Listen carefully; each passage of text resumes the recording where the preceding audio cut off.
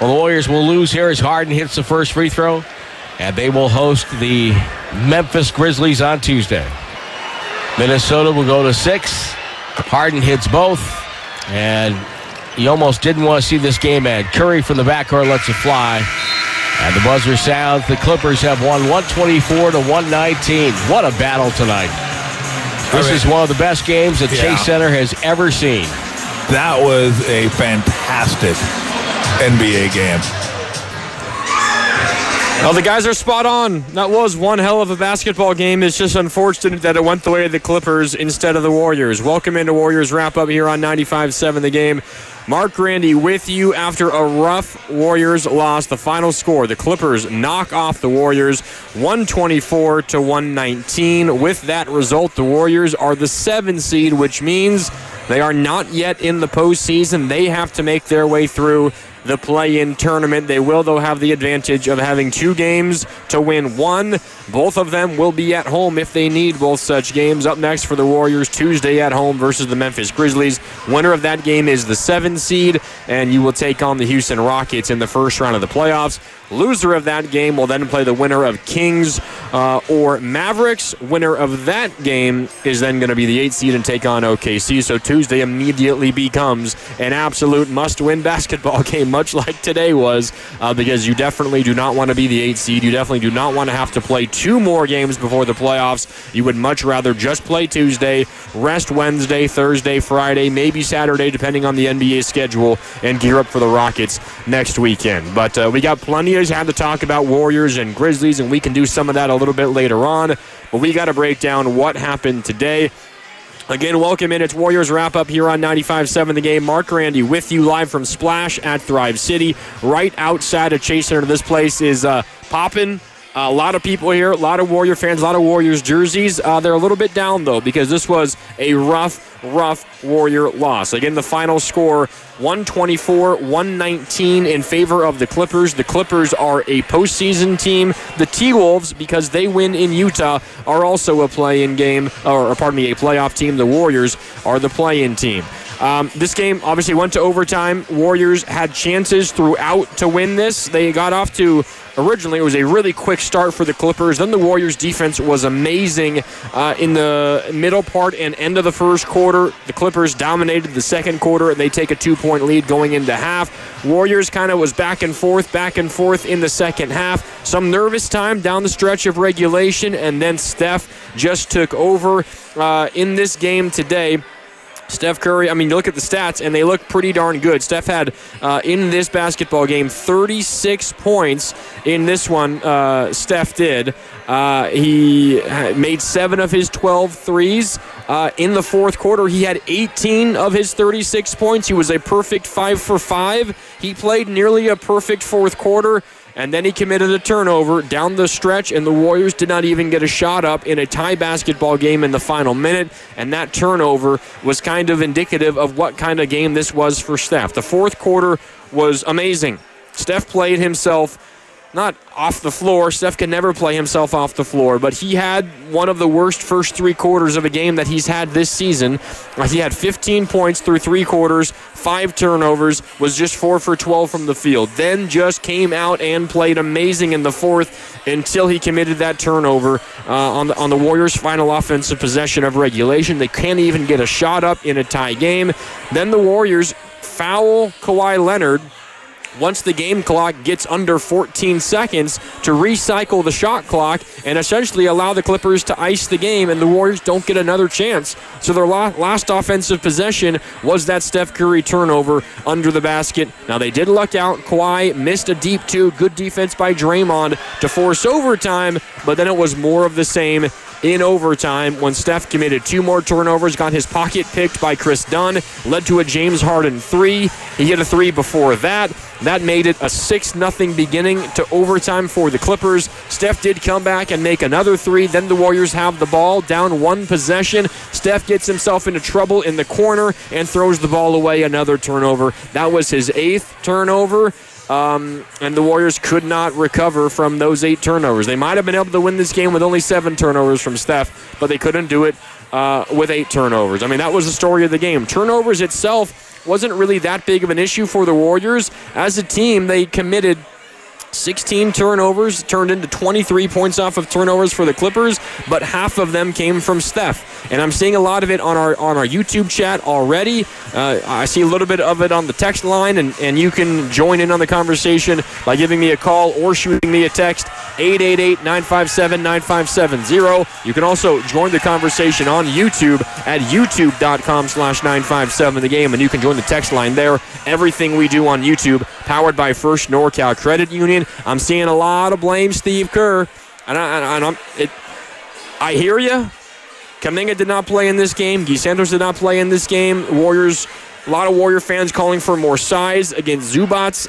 He played Kevon Looney a decent amount. For me, it's hard for me to look past the 8 turnovers from Steph. I don't really put this one on Steve Kerr. There was the Draymond Green missed layup at the end of overtime that would have tied this game down the stretch, and he missed that one. I know people are poking fun at Steve Kerr for drawing up that play at the end of OT. Warriors down 3, final possession for them on offense, like 6 seconds left. Out of a timeout, they call up an out-of-bounds play for Buddy Hield. And, yeah, on the surface, maybe you question that, but they're not going to allow Steph to get free. And the other guys you got out there, who do you trust to shoot? I mean, Buddy Hield's been better down the stretch. So I'm not putting this thing on Steve Kerr. You got 8 turnovers from Steph. You had a missed layup from Draymond down the stretch. It's hard to win basketball games that way. And this is a really, really good Clippers basketball team. Like, I think not trying to, I don't know, convince you that this wasn't a rough loss, because it was, and it means a whole lot. The Warriors are still not a playoff team just yet. But I don't think this is like a normal kind of play-in basketball team. This is a Warriors team that is pretty clearly one of the best teams in the Western Conference. And I know that they have to win a play-in game in order to just be a playoff team. And at best, they're going to be the 7 seed. Like, I get all of that. This is the Clippers team that just came in here today as the hottest basketball team in the NBA. And the Warriors took them to overtime. And I know that we're not in the business of moral victory, right? This is a Warrior team and a Warrior franchise that has won 4 championships over the last decade. Like, I get it. That's a really, really, really good Clippers team. Really good Clippers team. And the Warriors were right there with them and very easily could have won that basketball game. So this isn't, sky is falling. This season's over. This team isn't capable of even beating, anyone in the play-in. Like, this is still a really good Warriors basketball team, but they just couldn't quite get it done down the stretch. I mean, you look at the final stretch of the season. They go 2-3 in their final 5. It's rough. They go 7-5 in their final 12. It just was one game too poor.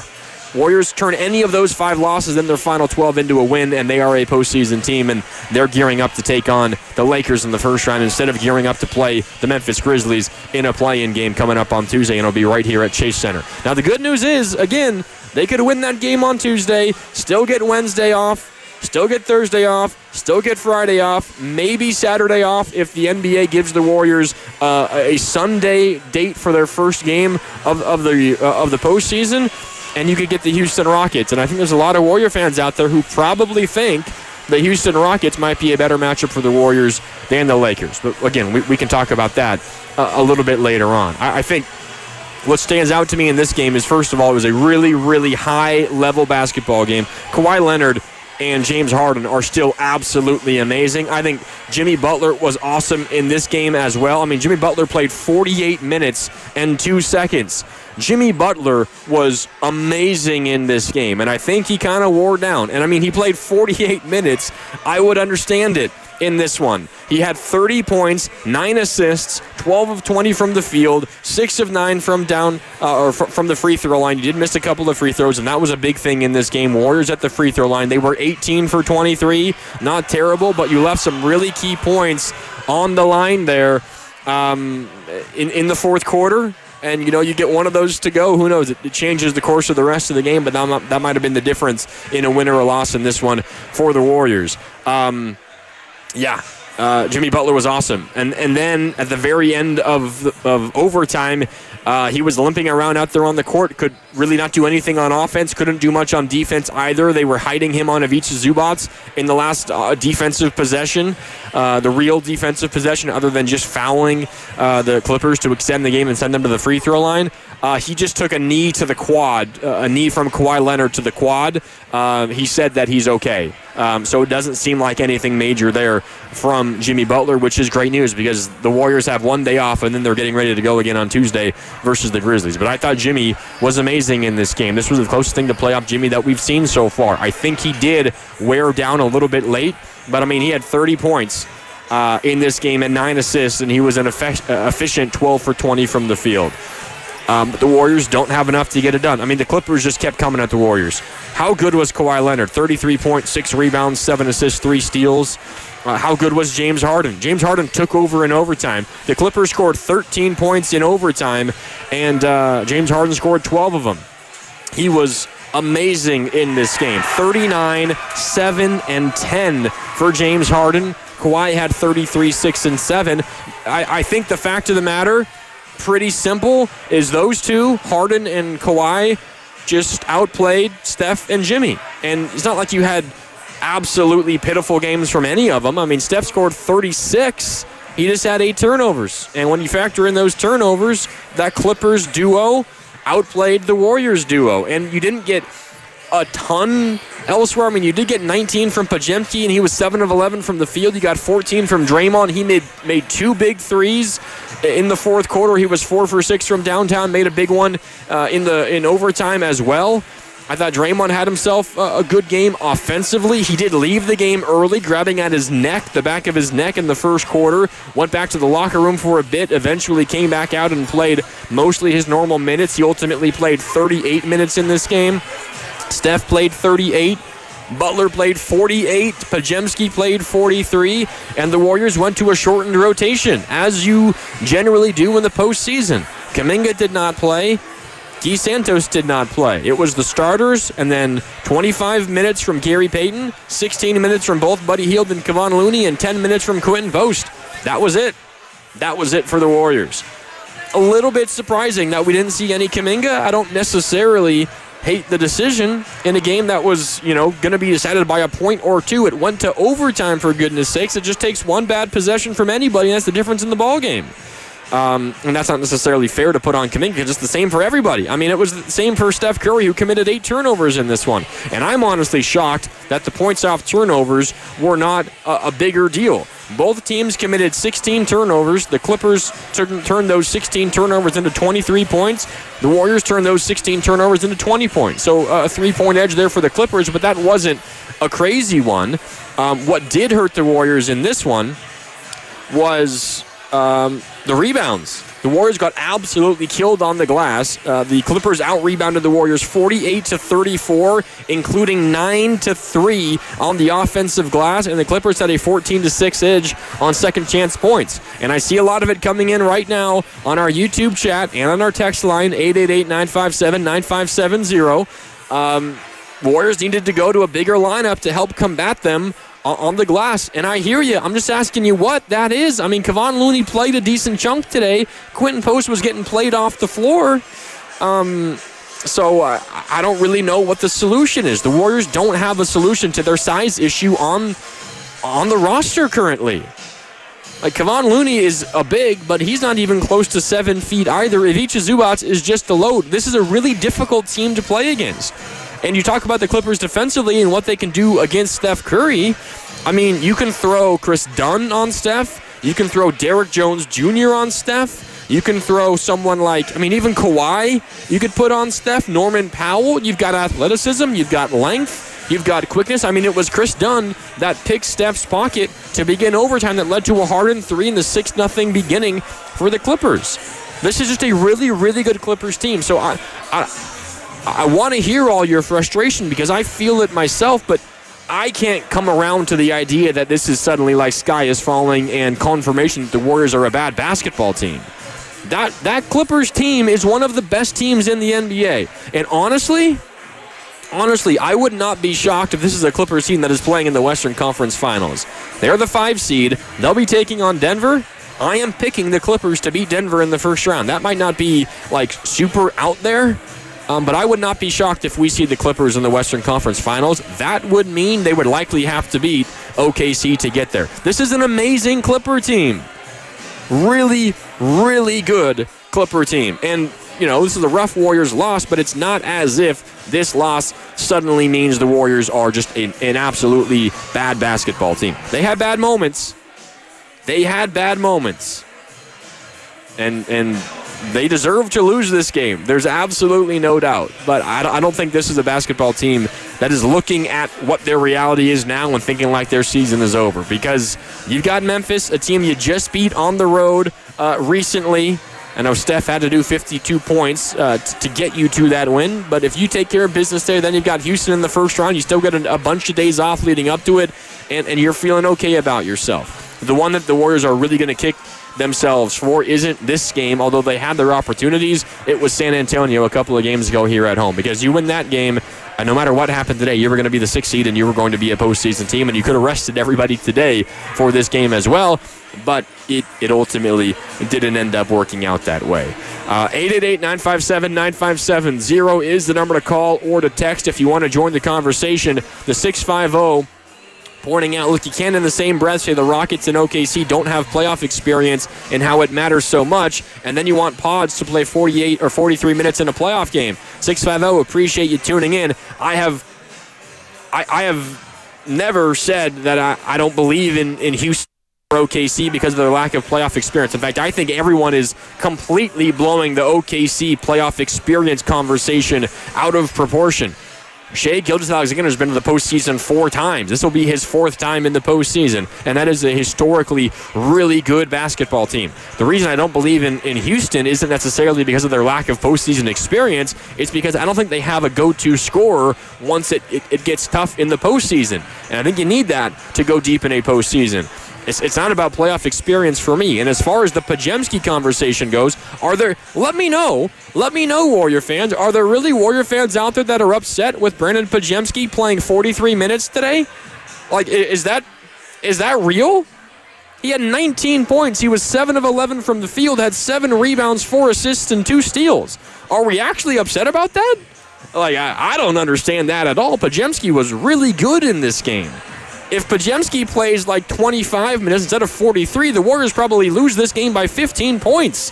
I thought Podziemski was one of the Warriors' best players, aside from Jimmy Butler and specifically 4th quarter Steph Curry. Podziemski was really good in this game. I don't understand that argument from Warrior fans right now. Okay, let's go out to the phone lines. 888-957-9570. Mark Randy with you here on Warriors Wrap Up live from Splash. Let's go out to Tim in Raleigh, North Carolina. Tim, what's up? You're on Warriors Wrap Up on 95.7 The Game. How you doing?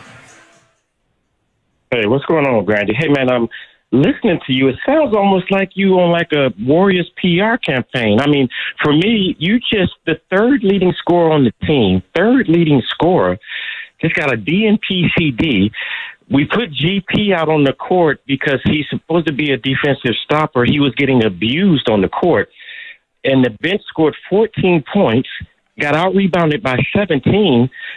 And, I mean, I hear your positivity and great job, man. I mean, but your 3rd leading scorer getting a DNP-CD on any team in the United States, the host would be saying something. It's almost like you Raymond Ritter right now. Like, I mean, I think we got to at least ask a question. I mean, a DNP-CD, I mean, the kid can get you 10 points in like 15 minutes.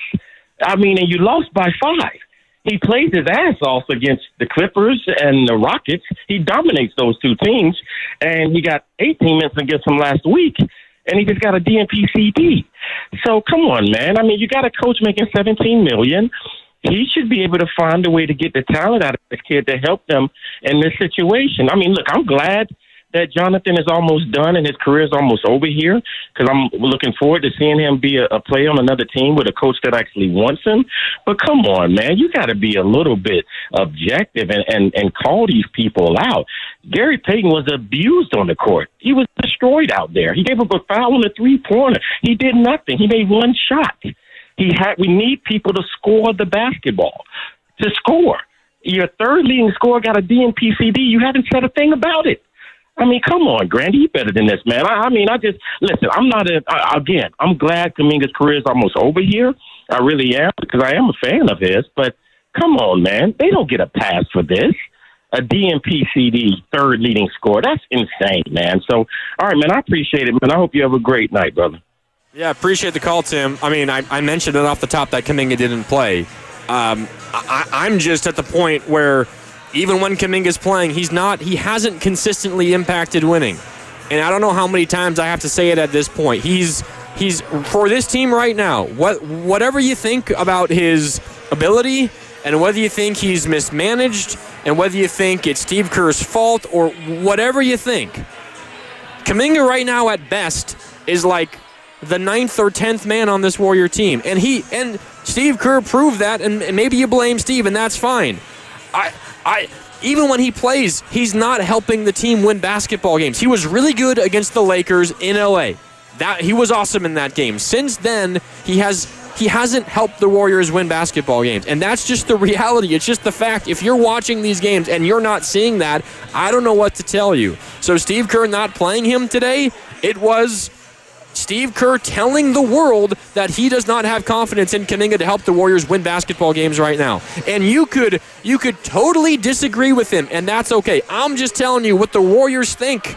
And in this instance, that's what the Warriors think. And the Warriors are going to prioritize what they think helps them win basketball games over developing JK or doing what's right or what's fair to JK. It's just the reality of the NBA. And if you honestly think that Jonathan Kuminga over the last 5 games had shown you that he was going to have the ability to come in here and help the Warriors win this basketball game, then frankly, I just disagree with you. Now, Warriors get down big, nothing's working. Do you go to JK? Yeah, sure. See if he could have one of those games.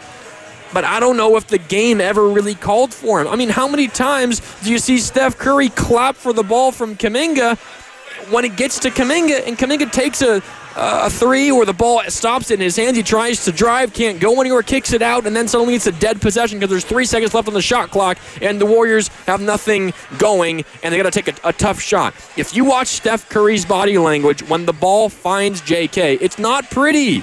I'm telling you. I don't know what else to say at this point. Did JK have a really good game down in LA versus the Clippers earlier this year? Yeah, he did. 34 points, a career high. That was without Steph and without Draymond.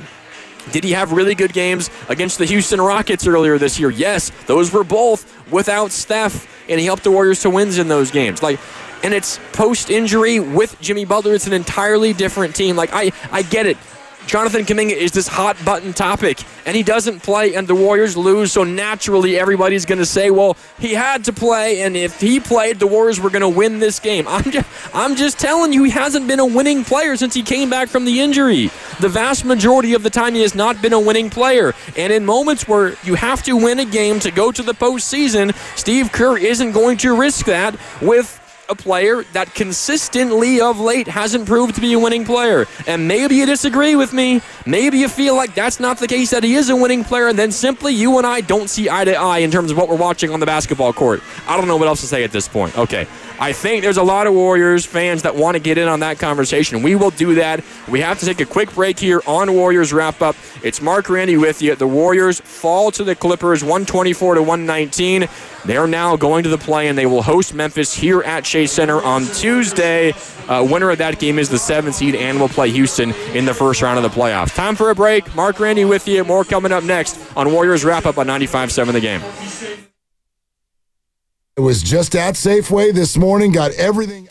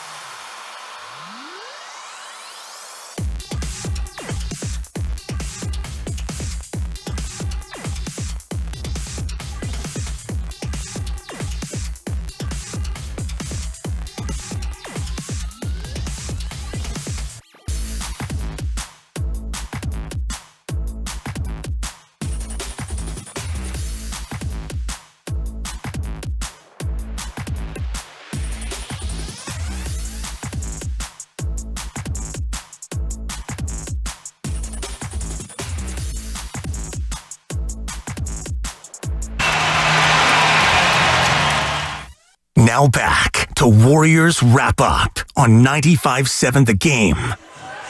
Yeah, Jimmy Butler, he was good. He was good in this one. Played 48 minutes and 2 seconds. By the way, he has spoken post-game. And he said he got hit knee in the thigh or quad by Kawhi Leonard late in overtime. He was limping post-game, but he said he's all right, and he plans to play Tuesday versus Memphis because today's loss, 124-119 to the Clippers, means the Warriors are currently the 7th seed. They end the regular season as the 7th seed. Now if they win on Tuesday versus Memphis here at Chase Center in the play-in game, they will officially be the 7th seed, and they'll play Houston to begin the postseason in the Western Conference. If they lose to Memphis on Tuesday, they'll play the winner of the 9-10 game, which is Kings and Mavericks. And the results of today's game elsewhere in the Western Conference has pushed Sacramento to officially the 9. So it will be Sacramento hosting Dallas in the 9-10 play-in game in the West. The Warriors hosting the Grizzlies in the 7-8 play-in game. That 7-8 game happens Tuesday. The 9-10 game happens Thursday. And then the loser of the 7-8 game between Warriors and Grizzlies takes on the winner of the 9-10 game between Kings and Mavericks. That game happens Friday. Winner of that game is going to be the 8th seed, and they'll get OKC on Sunday to begin in the first round of the Western Conference playoffs. So right now it's simple for the Warriors. Win on Tuesday versus Memphis, be the 7. Lose Tuesday and have to win Friday to take on OKC as the 8th seed, or lose that game and your season is over. Warriors, there is one clear option that is much better than the other. It is win Tuesday, be the 7, play Houston in the first round, and still enjoy at least 3 full days off leading up to your postseason series versus the Houston Rockets. All right, 888-957-9570. I know there's a lot of Warrior fans that want to talk about Kuminga, and if you have thoughts, we will get to all of it. 888-957-9570. Shoot me a call. Give me a call. Shoot me a text. Join the conversation on YouTube as well. YouTube.com/957 The Game. All I'm going to say is, and I hear you. It's frustrating. We're looking for blame in every place that we can possibly find it. And yeah, there's a chance that if Kuminga plays today, he has himself a really nice night and he helps the Warriors win this basketball game. I'm not denying that as a possibility. I'm just playing the numbers and the odds and what I've seen from him of late. And I personally don't have a ton of confidence that he was going to help the Warriors win this basketball game today. That's just how I feel. And frankly, the blame Steve Kerr for not playing Kuminga argument, while I know it's a popular one, and I hear you, I'm not discounting your opinions. I'm just telling you I disagree. I think that's it's an entirely unfair conversation because you're just taking so much blame away from Stephen Curry specifically, and also Draymond, who, he just missed a layup in overtime to tie the basketball game. Now, Warriors might not have won if he makes that. But 8 turnovers for Steph. 8 turnovers for Steph. 8 turnovers, including 2 of them in overtime that directly led to points the other way. One at the very end of regulation when the Warriors don't even get a shot up. And I'm talking about not just like great defense and tough turnovers, but I'm talking about just absolutely rough decisions over and over and over again. And Steph was so good in the fourth that he turned what was like a disaster through 3 quarters into what looks like a really, really good stat line. He had 36 points in this game. He was so good in the fourth, offensively, making shots in the fourth and in overtime, but specifically in the fourth, that he took what was a really, really bad game. And I'm sure he would tell you through 3 quarters he played bad. I'm sure he would agree. And he still scored 36 points. That's just how great he is. He could be playing a terrible game through 3 quarters and then just turn it on like that. And turn what looks like a bad game into a great game. But I can't get past the 8 turnovers. I just simply cannot get past it. This Clippers team sped him up. They got him into bad spots, and then with their length, with their athleticism, they forced him into really bad passes. And they went the other way, and they scored points off of him. And what turns into just a turnover that doesn't allow you to get a shot off, it turns into points the other way as well. What an amazing basketball game, though. What I will say before I go right back to the calls, because I know we got to get back to this frustration, I'm just here to tell you that it's not over, and you can still be the 7th seed and take on Houston. But what I do have to say as well is, I don't know if Most of us like the play-in. I think from a Warrior fan perspective, we don't, because if the play-in was not here, the Warriors would be a playoff team as the 7 seed right now and wouldn't have to play on Tuesday in order to make the postseason. But the play-in tournament and the play-in tournament alone made today's game as fun as it was. Like, there would not have been as much of an emphasis on today's game, one, because the Clippers and the Warriors and the T-Wolves and all these teams already would have been locked into a playoff spot. And the only thing that would have mattered was, well, would you rather play the Lakers? Would you rather play the Rockets? Do the Clippers want to be the 5? Would they prefer to be the 6? They could still maybe be the 4 if Denver loses. Like, the play-in tournament made today awesome. And it was an amazing day inside of Chase. I know it ended poorly, but that was a really, really, really fun basketball game to watch. Okay, enough positivity. Let's go back to the disaster that was this Warrior loss, 124-119 versus the Clippers. Okay, and as promised, back out to the phones we go. 888-957-9570. If you want to get in, just be patient. We will get to all of you before we wrap up. Up next is Jimmy in Bayview. Jimmy, what's up? You're on Warriors Wrap Up. How you doing? Hey, Mark. Thanks for taking my call. Just really proud of the Warriors. They were outmanned. You know, they just don't have enough legitimate two-way players. I mean, Peyton wasn't even looking at the rim. He had so many, 12-footers he could have had. I mean, Draymond down at the end, wasn't fantastic. Steph, with the turnovers, he was minus 16 for the minutes that he plays. I just think there's just too much pressure on the big guys because we're not surrounded by enough good players, and I think that'll be changed in time. But these playing games, I think favor the young teams. I think longer series might favor the older teams. So I don't feel real good about the play-ins that are coming. Butler's beat up now. I'm proud of the Warriors. The Clippers are really good. They were just making shots, and you just can't say anything other than that. The Kuminga thing, Kerr is up for a tough week. I mean, it didn't really bother me personally. Maybe I would have tried him, but I don't. It was such a tight game. If you put him in and then you're down 10, the game could be over. So thanks for taking my call. What do you think? Yeah, appreciate it, Jimmy. Thanks for tuning in, as always. Always love hearing from you, Jimmy. My general thought has been avoid the play-in at all costs because games are so... The variability is so large. You could run into a team, and what Jimmy was talking about is younger versus older. Maybe that favors a younger, more energetic team in a single-game setting. For me, it's less about... That is part of it, but it's just more in general across the board, and almost as no matter who you are, doesn't really have anything to do with the type of team you are. It's just you take on a team in a single game. It almost doesn't matter who the opponent is. It could be the Toronto Raptors, right, who beat the Warriors earlier this year and almost beat them a second time. If you just run into a Toronto Raptors team that is playing their best basketball, they have their A game, they make every three they take, there's literally nothing you can do about it. It's a one-game thing. In a series, you could lose game 1. That happens. They catch fire game 1. All right, you lose that game by 20.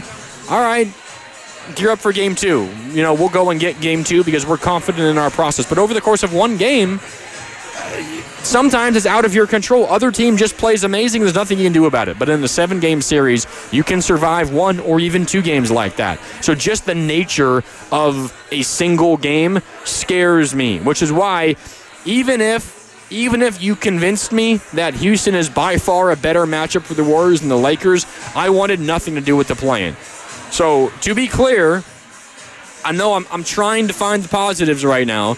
To be clear, I did not think this was the best way to go because the Warriors could very well lose to Memphis on Tuesday, and then you're looking at best, a first-round series against OKC. And if you guys have been listening to these shows, you know how I feel about OKC. I think they're miles away, ahead of everybody else in the Western Conference. I think they're the best team in the West, and if I had to pick a champion right now, it would be either them or the Boston Celtics. That's how much I believe in them. Although the Clippers are really, really good, and I wouldn't be shocked if it's the Clippers that are there in the Western Finals over OKC. But that's generally how I feel about the play-in. It's just the variability of a single game.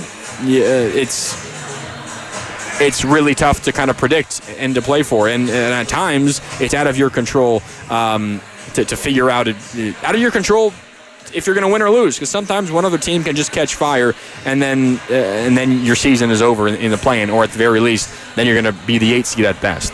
A text here that I want to address, actually a couple of them, both from the 510, but a different 510. First of all, the 510 writes, who's going to call out Jimmy Butler for being a no-show in crunch time in the fourth quarter and overtime? 510, appreciate the text. I'm going to just point you to his minutes total. He played 48 minutes tonight. 48 minutes. He's 35 years old. 48 minutes. He played, including overtime, like the final 20 straight minutes of this basketball game. Steph didn't do that. Draymond didn't do that. Jimmy did it. And then he got kneed in the thigh late in overtime. If your thought is calling out Jimmy for not showing up down the stretch, then I don't know what to tell you. Jimmy was amazing in this game. He was the Warriors' best player on the court over the course of the entire game. Jimmy was awesome. And I'm having none of blaming Jimmy in this one today. Jimmy was absolutely incredible. And if you were to ask why did the Warriors acquire Jimmy, today is like example number one why you do that. Jimmy Butler was freaking awesome, and he played 48 minutes in it.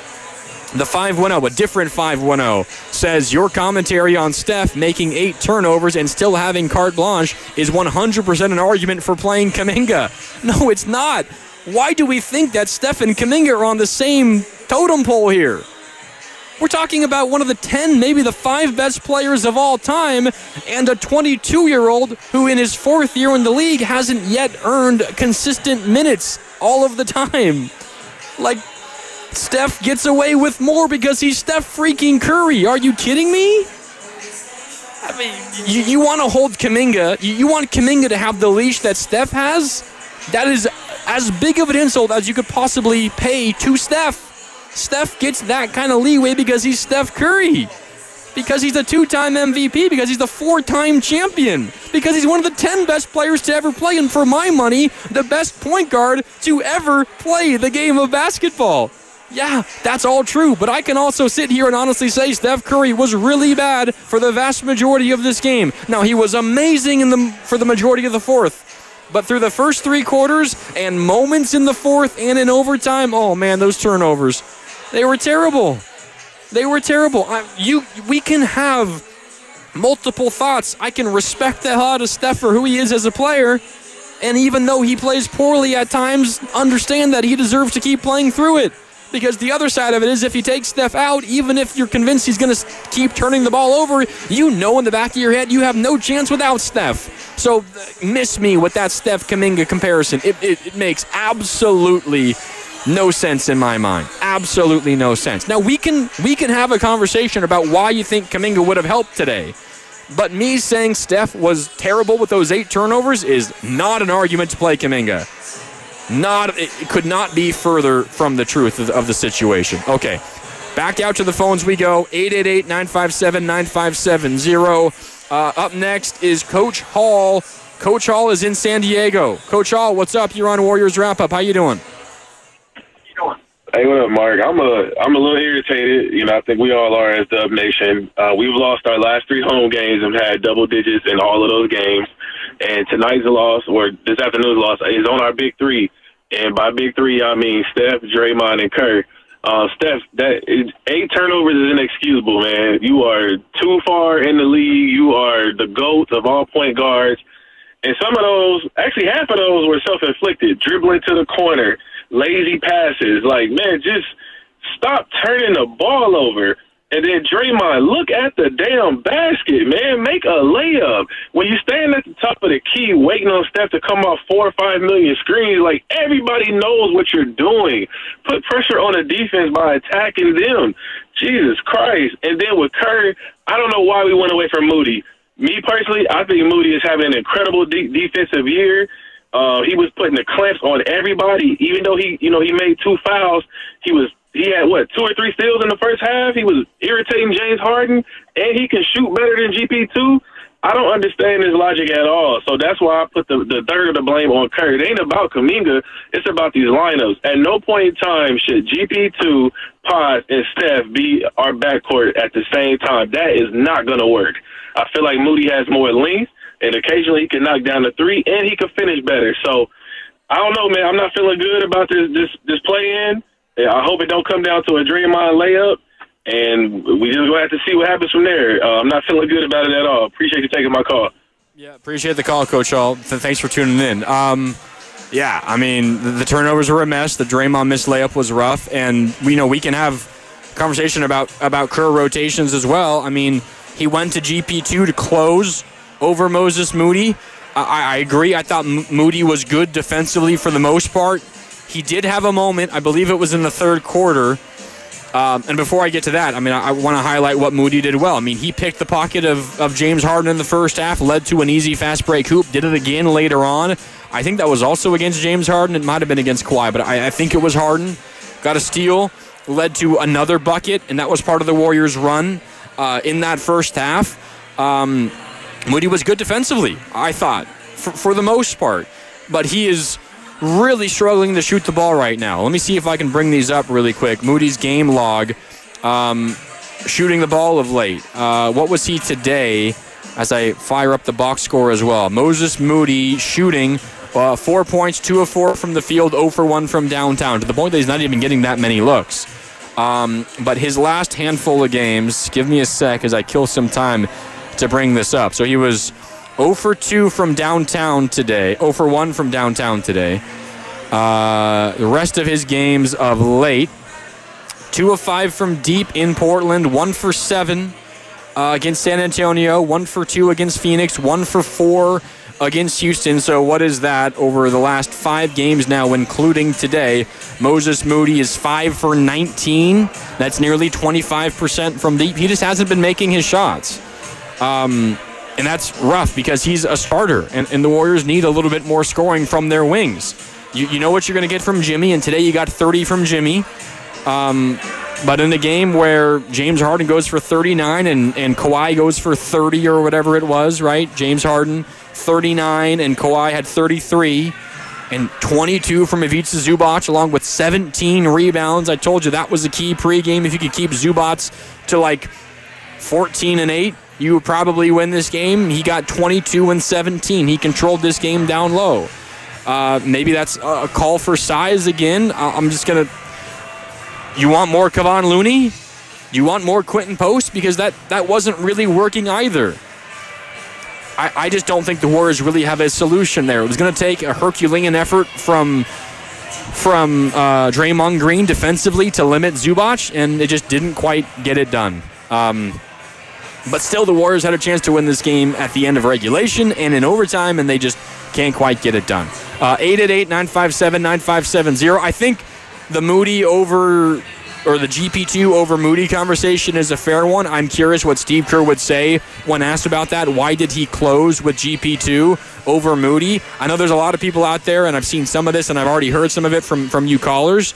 GP2 was not great defensively. I thought GP2 was awesome in the first half defensively. He, Moody, and Jimmy Butler were like the three-headed attack defensively. Once Steph went out with those 2 fouls, remember Steph went out early with those 2 fouls.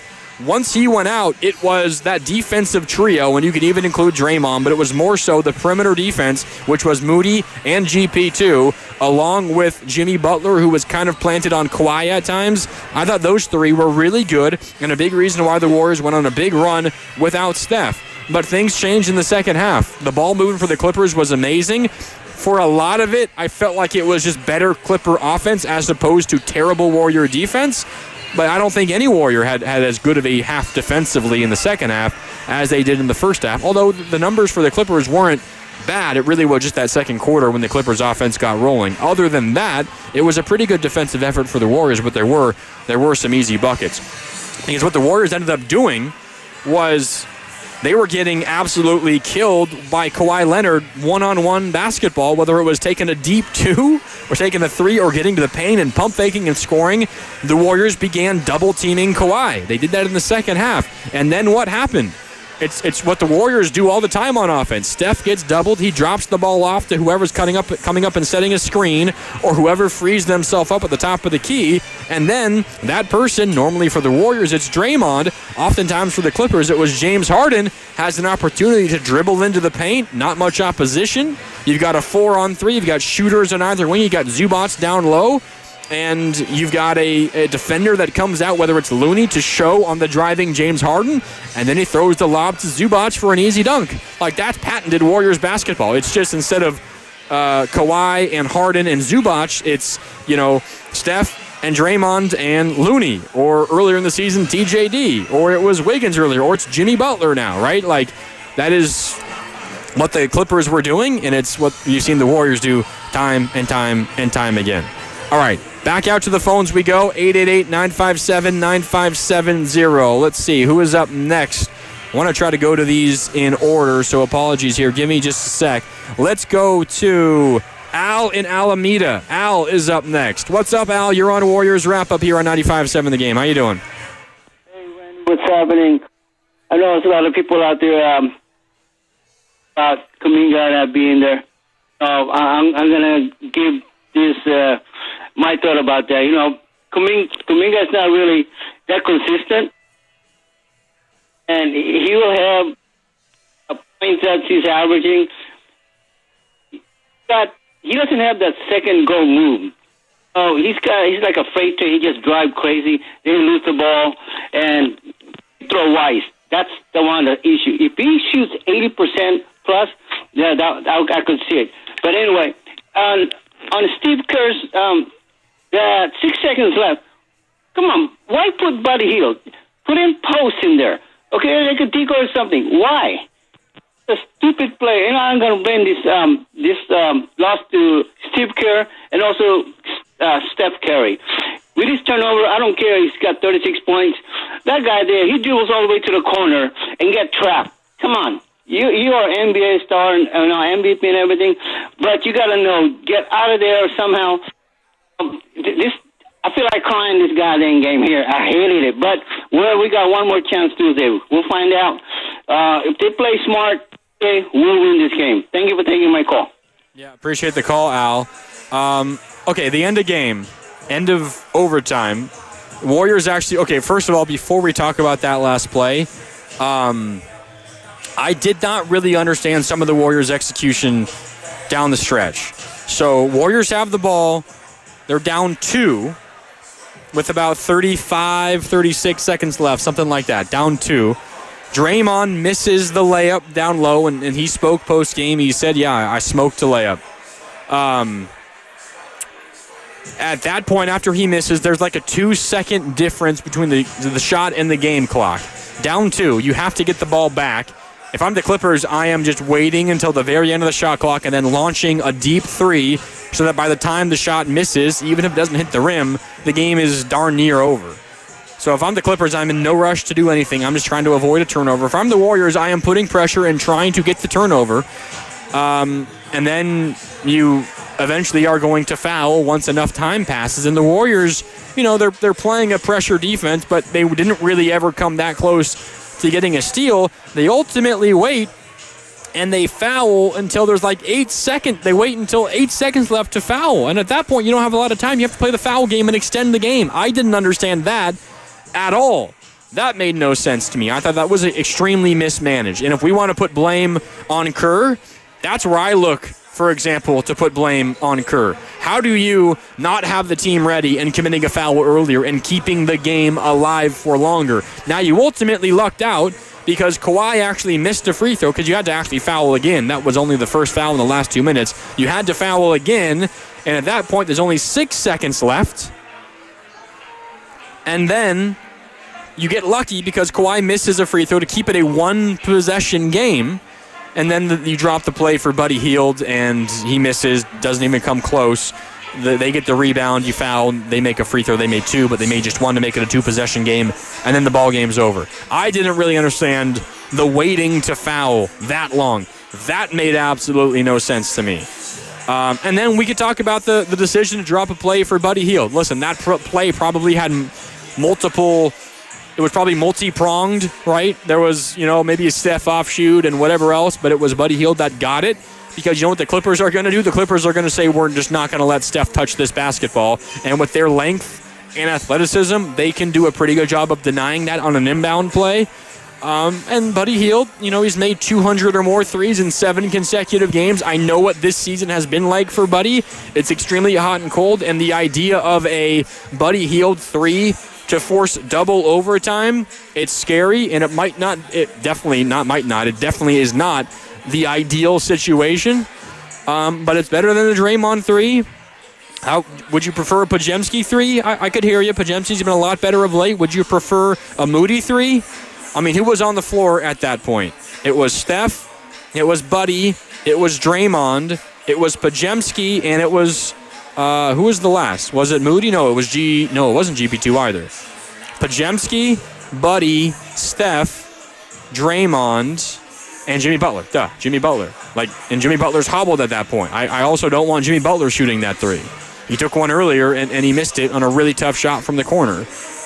So if I'm ranking the number of preferred options in that situation, one, it's Steph by a mile, and then it's probably on a similar playing field, Podziemski and Hield. And if Steph, you can't get the ball to Steph, then you got to do something else. I hear you. I'd rather not have a Buddy Hield 3-point shot attempt, and maybe I'd prefer just a Steph heave with 2 hands in his face. I hear you, but I don't know. It's really difficult when the defense is taking away the best option, and I don't know what else the Warriors can do in a spot like that. It was an okay look. It wasn't a great look. I wouldn't have minded taking, another second or two to get maybe a better look. You had still 6 seconds. You had time to dribble a couple of times, to hit a screen off ball after the inbound and have someone coming off of a screen on a pin down or whatever. You had some time. If that shot's not there, I'd tell Buddy, hey, calm down. Let's get a better look. But I don't know. It's really tough in that situation, especially against a defense like the Clippers, who are taking everything from Steph away. All right, back to the phones in a sec, but first you're listening to 95.7 The Game, KGMZ FM and HD1 San Francisco, and Odyssey Sports Station, always live on the free Odyssey app, and now coming to you live from the Laughing Monk Studios. Up next is Alex in Chicago, who wants to talk about this loss, and Steve Kerr as well. What's up, Alex? How you doing? What's going on, man? Hey, man. First of all, thanks for having the call. First situation, it sucks what happened today. What I want to say, the Warriors, they lost this game as an organization. And it basically came down to the philosophy of Steve Kerr with the small ball. Now, look, I will say this. The Warriors did everything they could in that game. Everybody showed up. Jimmy Butler showed up. Steph Curry showed up. Draymond Green showed up. The team, they played as hard as they could. But it was an obvious weak point as far as the Golden State Warriors was concerned, as far as size. And I have to take my hat off to Tyronn Lue. That was a phenomenal coach game. Lue coached the heck out of that game. I mean, he came in the game with a strategy. He said, look, we're going to play big. We're going to drive the ball in the paint. We're going to hit them where it's going to hurt at. And he made challenges. All his challenges in the game were successful. And his players, they stuck to the script throughout the whole game. So I have to take my hat off. That was great coaching. Unfortunately, on the other side, Steve Kerr, I hate to say it, man, but Steve Kerr, you have to put size in the game, brother. Why is Santos not playing? I understand with Kuminga not playing, I get that. But Santos, as great of a rebounder he is, as much effort as he gives, and as much he deserves to have those minutes, he should have been playing that game just for the size, just for the matter of size and athleticism. Like, bro, you have to play these players. Like, there's no way that you have a start. You got a lineup on the floor at one time. You got Steph Curry, Buddy Hield, Kevon Looney, Gary Payton, and another small guard. Like, it was just like You're not going to score on the Clippers with that. You're going to score on the Clippers with that. The Clippers came out firing on all cylinders. They sticking to the game plan. They're like, we're going to beat you with size. That is what we're going to do. We're going to double team your best player, and we're going to beat you with size. And I felt like Steve Kerr, he didn't have an answer for that. You got the answer sitting on the bench, but you want to be too emotionally attached to the players you have. You playing Gary Payton. Gary Payton got the ball in the paint. He don't want to turn around and look for a shot. Yo, you got to play these guys with size, man. So that's my whole thing. Steve Kerr, Steve Kerr should have well coached that game. This was a very important game that his coaching needed to be on display. And it was like, yo, if I'm Joe Lacob, I'm looking at Steve Kerr for these last few games. Because now you done put the Warriors in a position where nothing is necessarily guaranteed. Man, you can't lose. Memphis is not going to be an easy situation. The Houston Rockets not going to be easy. They're going to work you. They're going to play you with size. Both of those teams got great things. Both of those teams got size. So my whole thing, man, it's just like I'm not even placing the blame on Steve Kerr. But what I will say is you're supposed to have coaching that's supposed to be able to help you in certain situations. And tonight, Steve Kerr's philosophy did not work. It just did not work. So that's what I'll say to that, man. Hopefully we can go to Memphis and we can get the win and not go to Memphis, but we play Memphis on Tuesday. They get the home win and we can go in the 7th seed and, end up having the Houston Rockets. And that's not going to be, cupcakes and cream either. So it's like, man, it's like at some point, we, as an organization, Joe Lacob, we got to look at this Steve Kerr situation and his philosophy of small ball. Is this really working? Steve Kerr, he's 1-4 with the small ball philosophy. We beat the Boston Celtics. That was a small ball situation, but we done been out the playoff for the last 3 years. We can't have it happen this time around. So that's all I would say with that, man. Thank you for allowing me to talk, man. Thank you for your time, man. Go Warriors, man. Yeah. Of course, Alex. Thanks for the call, and I think a really good call. Well, the one thing I will say, and I hear you on Guy Santos. Guy Santos' energy and his effort always comes in and is a positive influence on games for the Warriors. I think since Jimmy was acquired, Guy has the highest plus-minus for the Warriors, and over the course of nearly 30 games now, that's like not a small sample size. That is legitimate. So I was a little surprised we didn't see Guy. There was one moment in the second quarter when Guy got off the bench and was set to check in, and I was keeping an eye on who was getting set to come in because we hadn't seen Kuminga yet, and I was wondering if it was just going to be, maybe a different schedule for Kuminga because normally he checks in like mid to late first quarter. It was GP2 who subbed in that moment, so there was obviously a decision or a change of heart for Steve in that moment, and I was keeping an eye on that the rest of the way. And at one point, Steve called for Guy to get up and to get ready to check in. I forget exactly what the situation was, but the Clippers went on, I think, kind of a mini run. And before there was another dead ball for Guy to check in, Steve Kerr called a timeout. Like, he was upset with what was happening on the floor, so he called timeout. And then out of that timeout, Guy did not check in. So the Warriors, Steve Kerr, changed his mind on that there.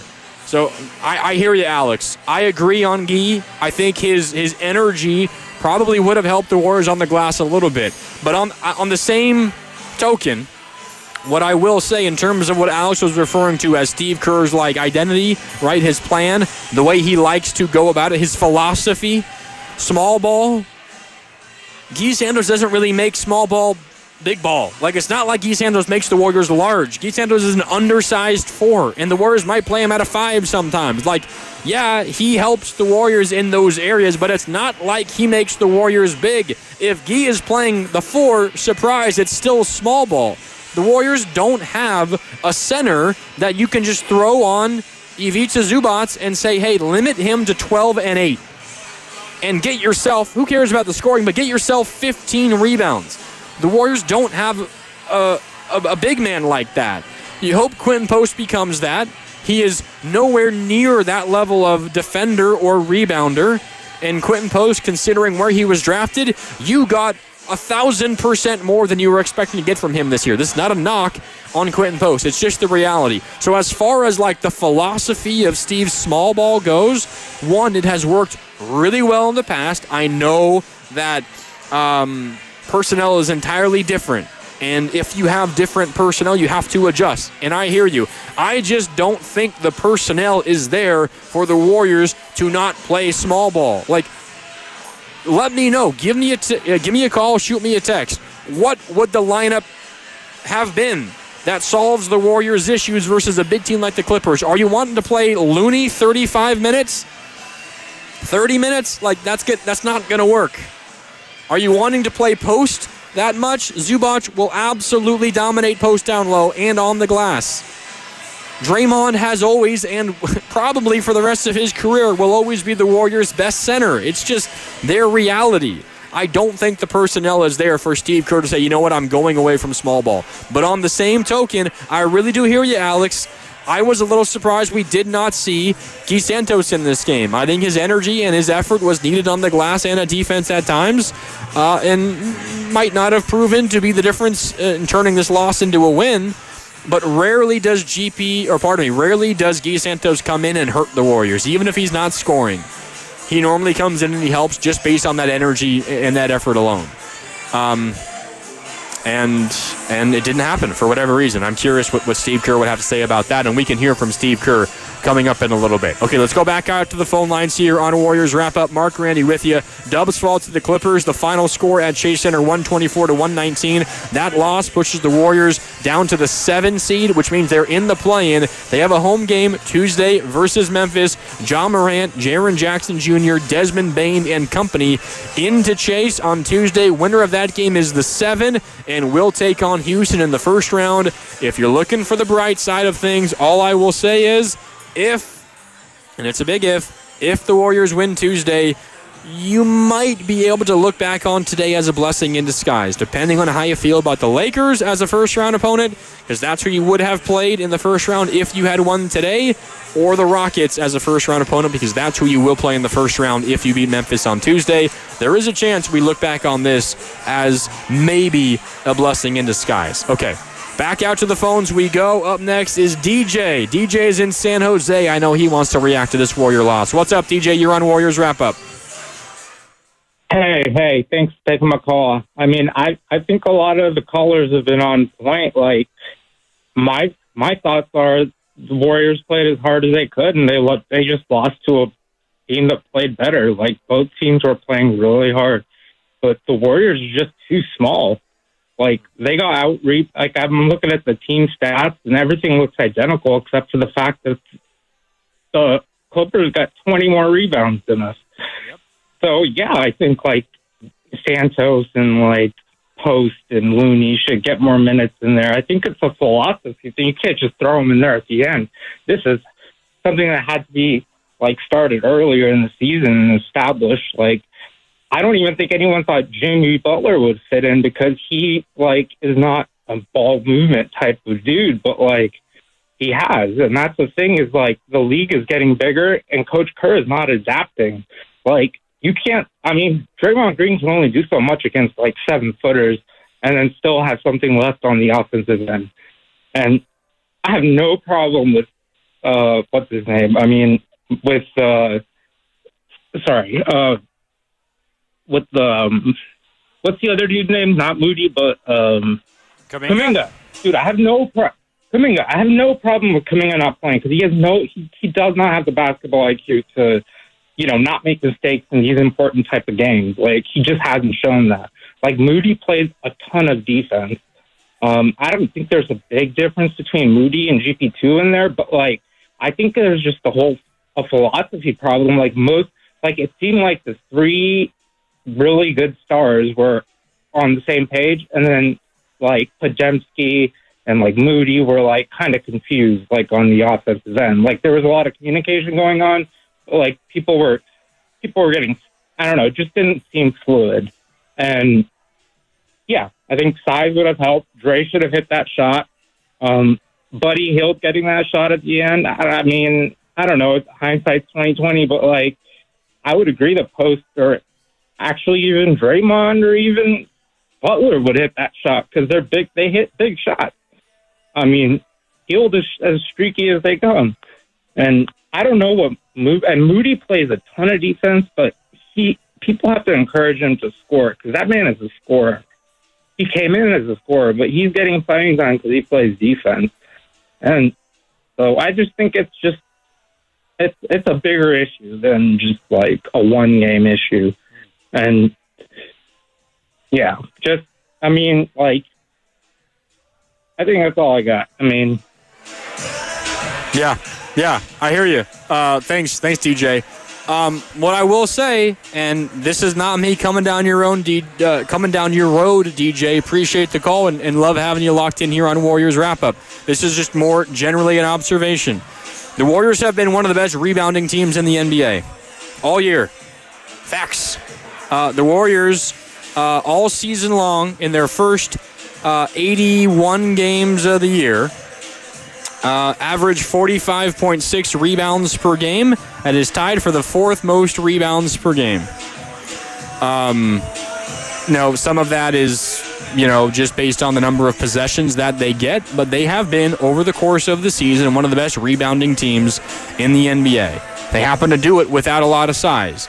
And I get like this is a philosophy thing and it's a season-long thing, and the Warriors are so indoctrinated into the small ball philosophy that it's too late now to change something like that.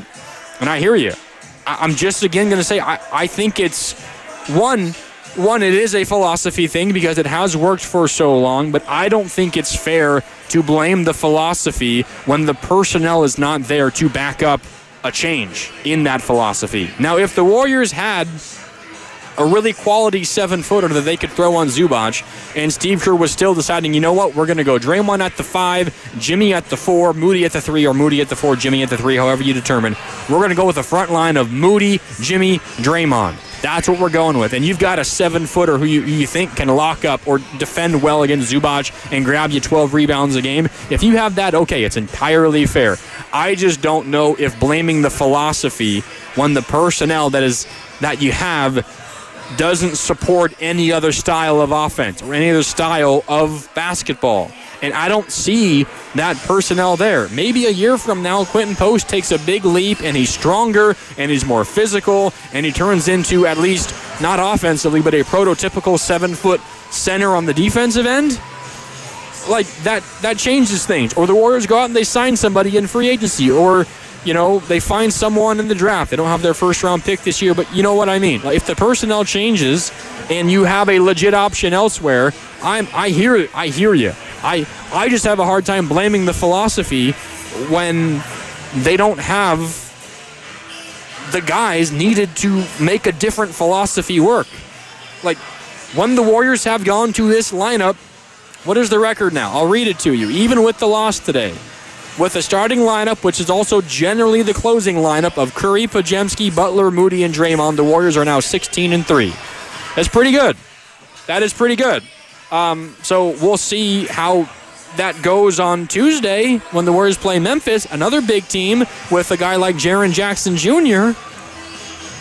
It's far too late for the Warriors to change that, and I think a big reason why is, one, it's who they are. It's who they've been for a really long time, but they also don't have another option at this point. All right, 888-957-9570. Mark Randy with you here on Warriors Wrap-Up after the Warriors fall to the Clippers. Final score 124-119. They are the 7 seed, and they will host Memphis on Tuesday in the play-in. Win that, and you are the 7 seed in the Western Conference to take on the Houston Rockets in the first round. Let's see, who's up next here on Warriors Wrap-Up? Tristan is in Temecula. What's up, Tristan? You're on Warriors Wrap-Up on 95.7 The Game. How you doing? I'm good, man. How about yourself? Trying to make sense of this loss, Tristan. What did you think of it?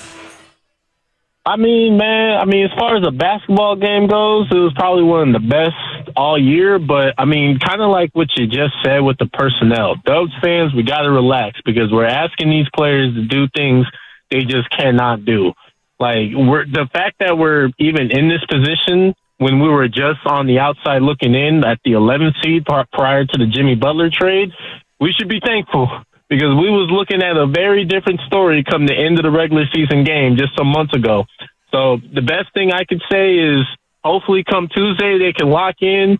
I don't really feel as comfortable playing the Rockets as I did the Lakers, just because I don't want to see Amen Thompson face guard Stephen Curry for 4 straight games or more, especially what just happened the last time they played. But, I mean, hey, like, the fact that we're in this position, for me, I'm more so looking forward towards what's going to happen either next summer or this summer, just to see, because, like, in terms of what those fans we've been asking these players to do, none of the guys are weak. Look, Quentin Post has been great. He's not a good defender yet. He's barely a good rebounder. Kevon Looney just can't get up no more. He can't really defend those guys like Zubac and, those guys no more like he did a couple of years ago. And Draymond Green, he's 6'6", going up a guy that's almost twice his size. Like, look, depending on how far we get, if we make the play-in, cool. Whatever happens, if a playoff series, I say use that to confirm what we need. We need true size. We need better two-way players. And we need a third scorer that can at least get you a bucket if Jimmy's not going, if Curry's not going. Because let's be real, almost every team has at least 1 to 3 guys that you can count on. Hell, even the Lakers got Austin Reeves that gives you 20 points. Really, outside of Jimmy and Steph, there's nobody else that you could say consistently that you trust to give you 20 points, especially in a playoff series. So hopefully, they can get into a playoff round this year, because that would be fun to see. But I'm looking forward towards next year, Mark. I appreciate the time. Yeah, thanks for the call, man. I really appreciate it, Tristan. Now, I will say third score today was Podziemski with 19, and he's taken major strides over the last couple of weeks to be that third scorer. He's been really good of late offensively. 19 points. I mean, you'll take that. Now, it did take 43 minutes to get to 19 points, but it's not as if he was a volume scorer. 7 for 11 from the field, 19 points. He did leave 2 at the free throw line, and you would have liked to see him make those, get up above 20, and maybe the Warriors win in regulation as a result. But Jimmy also missed 3 free throws. Warriors as a team were 18 for 23. Not terrible, but you make a couple more free throws, that might have been the difference in the game. But I thought from a third scorer perspective, Podziemski was good there. Draymond was 4 for 6 from downtown. Again, it took him 38 minutes to do that, and it took an overtime to get it done. But I don't think the third scorer was necessarily an issue in this one. It was the rebounding specifically that cost the Warriors. I mean, the Clippers out-rebounded you 42 total rebounds to 25 for the Warriors. I mean, that is a major, major difference. And it's a big reason why the Warriors lost this basketball game. It was rough, but the Warriors were still right there. And I don't want this to sound like pom-pom radio, and maybe you think that it is. I really do feel like the Clippers are one of the best teams in the NBA. I really feel that way, considering how they have played of late. With this win, the Clippers are now 18-3 in their last 21. They're 15-2 in their last 17, and they close the regular season winners of 8 in a row. We're taking a break here in a couple of minutes, and we're going to keep going. We'll go as long as you guys still have calls, so keep them coming here on Warriors Wrap-Up. I will, during the break, look up if we've got some opening odds for the first rounds of playoff series in the Western Conference. I would be surprised if the Clippers are not favorites versus the Nuggets. So I'll try to find that for you if I can. If the Warriors have that, or the NBA, the odds are out for that. So we will see. But the Clippers are one of the best teams in the NBA. And the Warriors, we're not in the business of moral victories here. But the Warriors were really, really close to beating one of the best teams in the NBA. And they didn't, and they deserve, blame for however it happened. Those 8 turnovers for Steph, that missed layup in overtime by Draymond that would have tied the game. Those are big reasons why the Warriors lost today. You just got to gear up and get ready for Tuesday versus the Grizzlies. Okay, let's go back out to the phones before we hit a quick break. Let's see. Up next is... Sorry about that. Let me figure out who we got next. Up next, we've got Jack in Sunnyvale. Jack, what's up? You're on Warriors Wrap-Up on 95.7 The Game. How you doing, Jack? Yeah, how you doing? The best teams that win, play team basketball. I watched the Warriors about a month ago. They were playing fantastic team basketball. I've been working overtime, so I haven't seen the recent games. But today's game was small ball, one-way offense, and that's not going to win basketball games. My question is, Trace Jackson Davis and Kuminga both got injured. Before that, they were playing really well, especially Kuminga. So are there injuries? Are they through with their injuries, or are they okay, or do you know that? Warriors were fully healthy today. Steph was questionable coming in with a right thumb sprain, but he was the only guy on the injury report. Everybody else is all right. I mean, they're dealing with some minor things, but everyone was available today. Yeah, well, I know that, but see, was Trace Jackson Davis injury and Kuminga, they're 100% healthy now, right? I don't know about 100%, but they are healthy enough to play. They were available to play today. They just did not play based on Steve Kerr's decision. Maybe they're injured. They should have been playing if they're healthy. Jackson, they're both physical guys. They would have helped against this rebounding team. You can use speed against them. Also, they would probably be physical inside the boards, and they didn't even play them. I don't understand. Even DeSantis did play. He would have probably played a little bit, but those two guys definitely would have helped. And I don't know why. About a month ago, they were all playing. They were playing team basketball, and this game had no team basketball, especially with the small ball, one guard offense. It's just a joke. I mean, that's a joke. And they're just getting out rebounded in the middle. It's just another joke. And that's bad coaching. And I imagine these assistant coaches, there's somebody there who wants to do something different. Do it, because you're not going to win with that. That was a terrible game. And once you can't play with small ball against a rebounding team. You just can't do it. But I wonder what Jackson Davis and Kuminga, if they're healthy, they should have been in that ball game. So and even DeSantis a little bit too. But and they were playing great team basketball a month ago, and there was no team basketball out here. I was just watching, Seth one-on-one. I mean, 1-on-2 or 1-on-4. That's a joke, and you're not going to win that way. But I hope they wake up to the fact that look at the film that they had a month ago, and in 2 or 3 games they were just playing tremendous team basketball. Look at that film and put those players back in the ball game. That's what I want to say. And you only win if you play team basketball, team offense and team defense. They played no team offense today. None. Zero. Okay, that's all we're going to want to say. Gotcha. Thanks, Jack. Appreciate the call. I'll just tell you, and you can just flatly disagree, the Warriors are not playing TJD when he hasn't been in the rotation for months now. There's an argument about Kuminga. There's an argument about Guy Santos, and I will hear those arguments. And frankly, I agree at the very least with the Santos part of it. The Kuminga one, go either way on it. I'm not terribly surprised that the Warriors took him out of the rotation, at least for today. Guy Santos felt like a guy who could have helped with his energy. But again, even then, it's not like the Warriors are big. Even with Trace Jackson Davis, it's not like the Warriors are big. And they're not playing Trace Jackson Davis. That is a non-starter. He hasn't been in the rotation. He's only been playing garbage time minutes or when Post has been out. That's just not going to happen at this stage. Again, I don't think, and there was a text earlier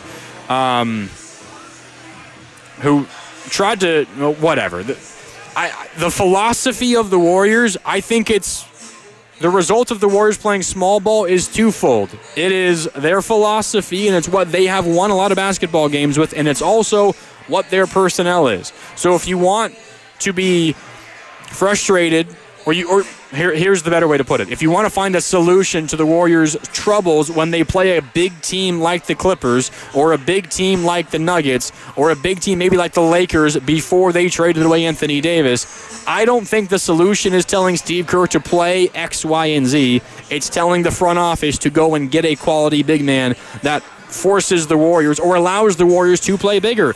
That solution is not on the roster.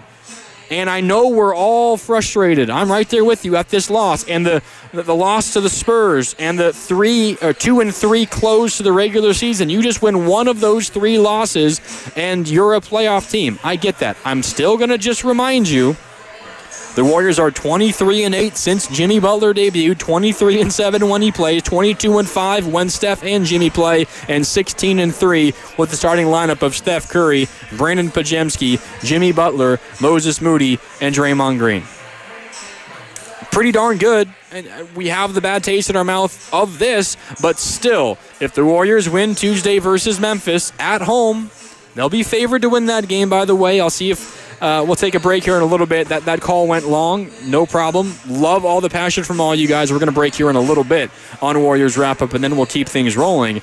But the next opportunity I have, I'll try to get a look at those lines ahead in the Western Conference. I would expect the Warriors are going to be favored to beat the Grizzlies. They were also a slight favorite today, so what does that really mean? Not that much. But it's just that the Warriors are expected to be the team to come out of this game on Tuesday, and if it's a Warriors versus Rockets first-round series, it's going to be pretty darn close to a pick-em, if not the Warriors is the favorite.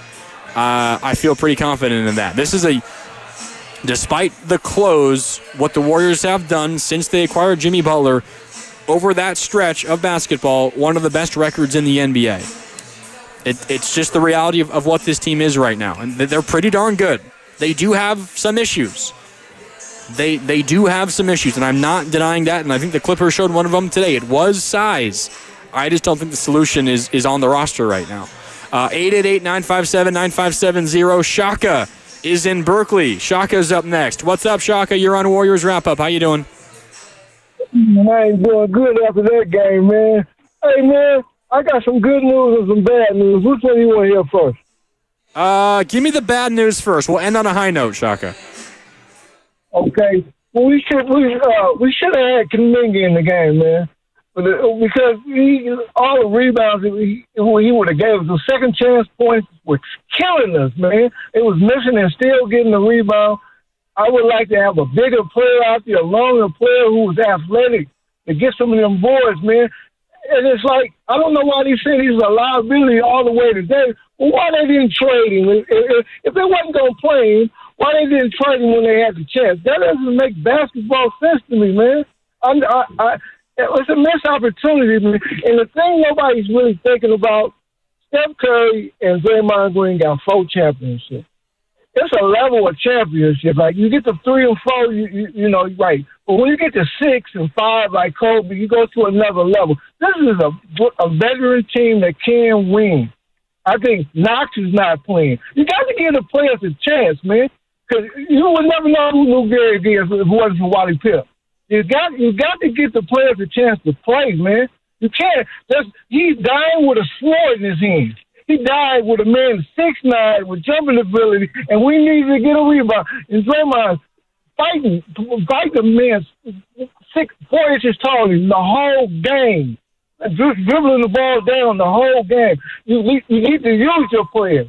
He's so used to having him on the field. He's just going to make this a move or nobody's going to play. It's dictatorship, man. I have a strong problem with that.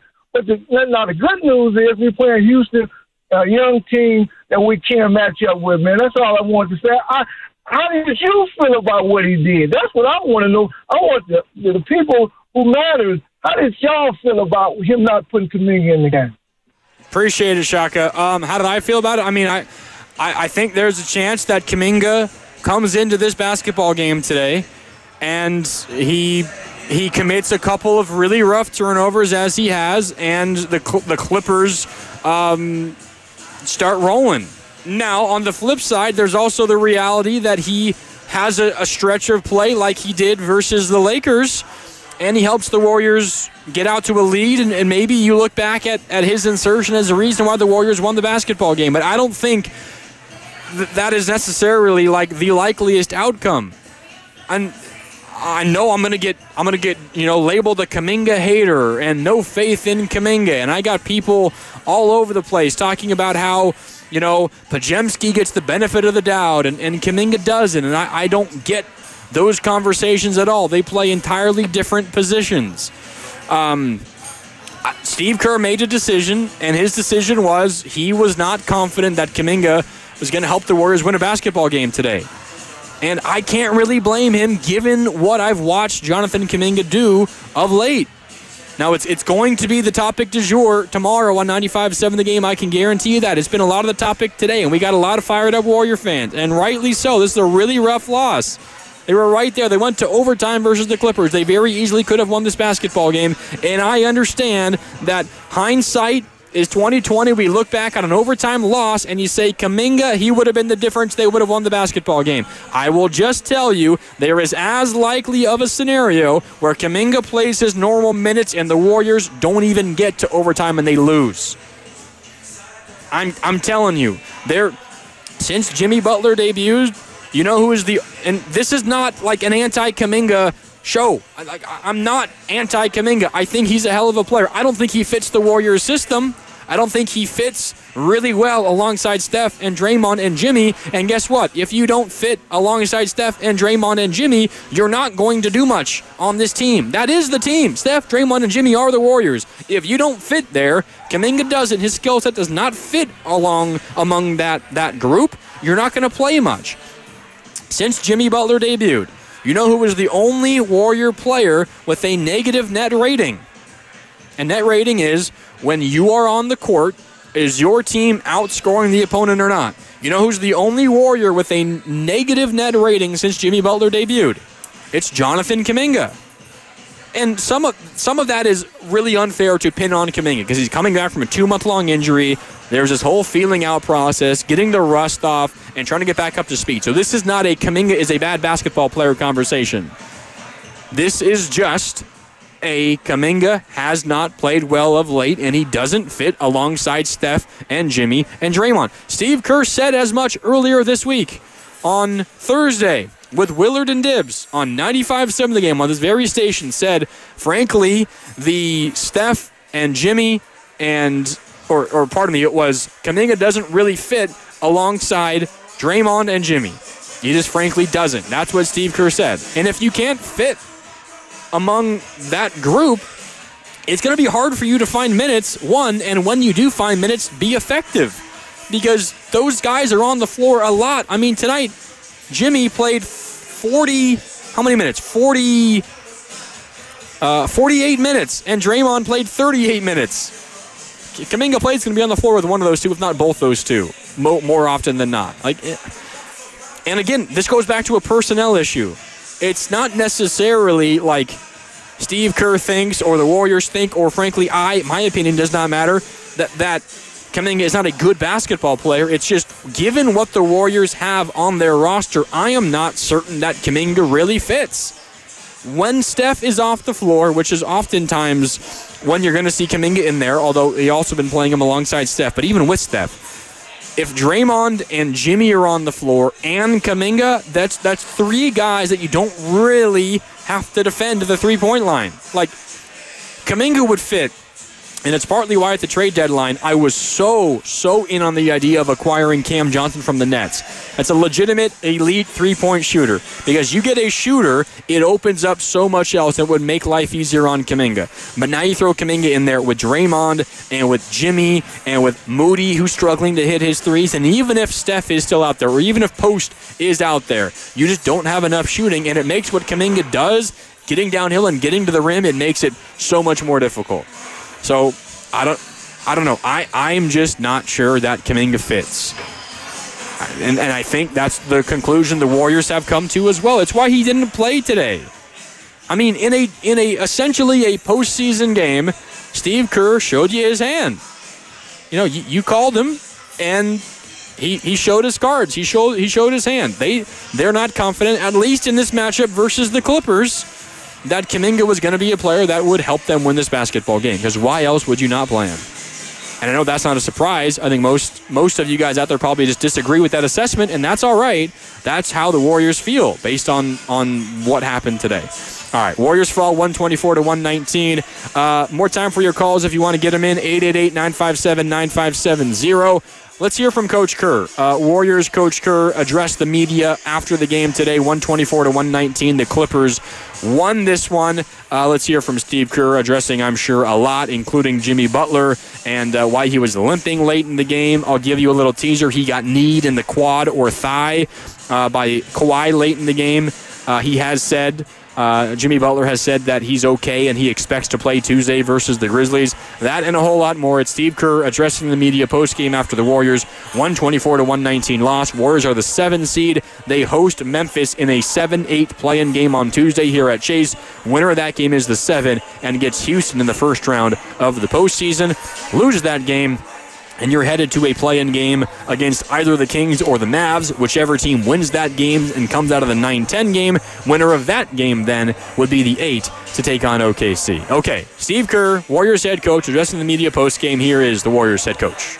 That comes down to the very end against obviously huge plays made by them, huge plays made by you guys. Do you come out of it okay, our guys played well, we got another game, or do you come out of it mad? How do you... It's a big time basketball game. I mean, that's one of the best teams in the NBA, and so are we. That's how I look at it. Great game, high level stuff, stars being stars. We came up short, but not for a lack of effort. A lot of great execution, a lot of stuff that was very impressive, but we couldn't quite pull it out. Is there any kind of late game choices or mistakes you'd like back? I mean, I know there was you guys fouled pretty late in overtime, and I know at end of regulation you took the foul to give, but that took the shot clock off. Is any of that you feel like was a mistake? Not really. Where you go for a steal first, and then you try to get the foul next, and we got what we wanted. We got the ball back down 3 and had a decent look. So it's like I said, high level basketball game, and both teams played really hard and really well, and we just came up a little short. Jimmy was definitely limping there towards the end of overtime. Did you get any update? Is that at all? It was his quad. I think he got a knee in the quad, but he said he's okay. And did you go in this knowing that he was going to play 45, 46 minutes? Did you know that, or it just became clear that he wasn't going to come out? It's a playoff game, I mean, Harden played 48, Kawhi played 47, Zubac 42, Powell 44, Brandon 43. So when you get to these type games, you tighten up the rotation and you play your guys and you go for it. And was that a direct result that Jonathan's not going to play if the guy he usually subs in for isn't going to come out of the game very much, or was there other reasons why Kuminga did not play tonight? We've just found a group, with since Jimmy got here.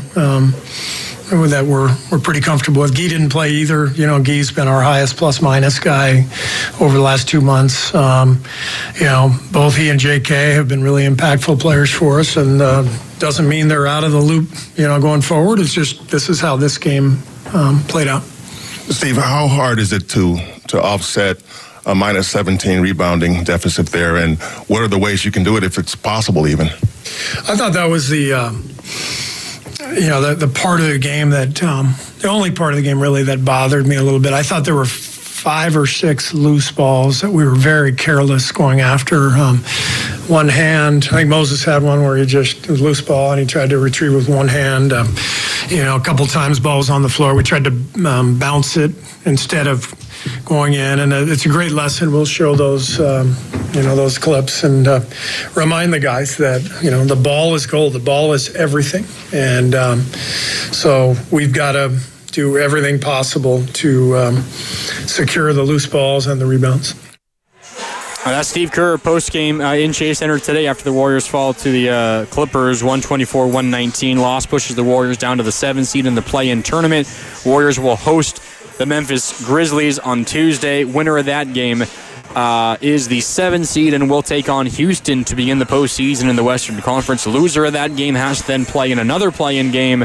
So the loser of the 7-8 game, which is Warriors-Grizzlies, the loser of that game plays the winner of the 9-10 game, which is Kings-Mavericks. That will happen in Sacramento on Wednesday. And then those two teams, the loser of the 7-8 and the winner of the 9-10, they match up on Friday in that other play-in game. Winner of that game is the 8th seed, and they'll take on OKC in the first round of the Western Conference playoffs. So still a lot on the line. There is clearly a draw that benefits the Warriors, and that is win Tuesday, be the 7, take on Houston. There is still a world where the Warriors win on Tuesday, and you look back on today as potentially a blessing in disguise. Not saying it's likely, but there's an argument to be had that the Warriors would rather play Houston than the Lakers, even given what the Warriors had done versus each of those two teams the last time they played them. They beat L.A. in L.A. They lost to Houston here in Golden State. You might think that Houston is the better matchup for the Warriors in the postseason, but we shall see the way this all plays out. Amen Thompson, a great defender. Dylan Brooks, a good defender. They really gave Steph a really, really rough time last time they played just last week here at Chase Center. But we'll see. That's what's on the table for the Warriors. It is no doubt the Houston matchup is no doubt better than the OKC matchup, and there is just absolutely no doubt in my mind there. I have the utmost respect for the Houston Rockets. All right. 888-957-9570. I'll keep things rolling here until the top of the hour at 6 o'clock. And then we'll wrap things up. So if you want to get a call or a text in, do so now at 888-957-9570. A really rough loss. And I get a lot of the Kuminga frustration. I really do.